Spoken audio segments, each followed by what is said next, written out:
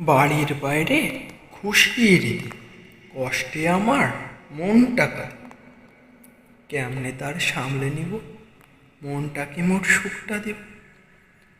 মায়ের কথা পড়ছে মনে, কাঁদছি আমি খুব গোপনে। আব্বু আপু আর দাদি যে, ওদের কথাই ভাবছি বসে।